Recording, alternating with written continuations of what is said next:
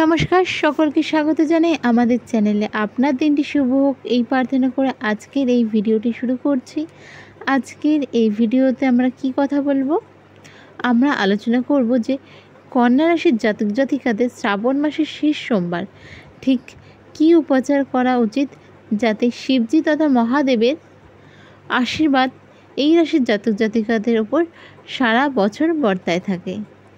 তো সেই বিষয় নিয়ে আলোচনা করব। শুরু করা যাক ভিডিওটি। কালপুরুষ রাশিচক্রের রাশিমণ্ডল অনুযায়ী কন্যা রাশির জাতক জাতিকারা হলেন রাশিচক্রের ষষ্ঠতম রাশি অর্থাৎ সিক্সথ সাইন।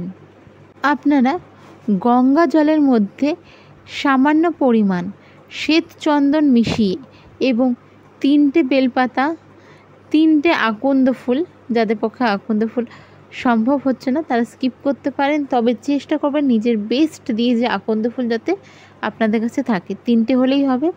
তাহলে কি কি থাকছে? গঙ্গা জলের মধ্যে শ্বেত চন্দন, 3টে আকন্দ ফুল এবং 3টে বেলপাতা দিয়ে আপনারা শিবলিঙ্গের অভিষেক করুন। এবং এর সাথে সাথে আপনাদের যেই মন্ত্রটি জপ করতে হবে সেটি হলো মহামৃত্যুঞ্জয়ের মন্ত্র। 108 বার জপ করুন, এটি কিন্তু ভুলবেন না। এবার মন্ত্র কখন জপ করবেন?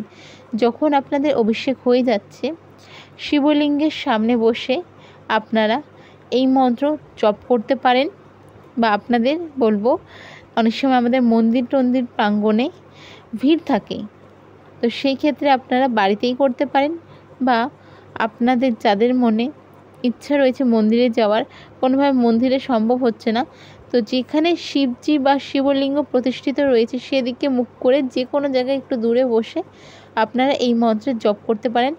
108 বার মহামৃত্যুঞ্জয় মন্ত্র জপ করুন। কন্যা রাশির জাতক জাতিকারা আপনারা এইটুকুই করুন, দেখবেন সারা বছর শিবজির আশীর্বাদ আপনাদের ওপর কিভাবে থাকে।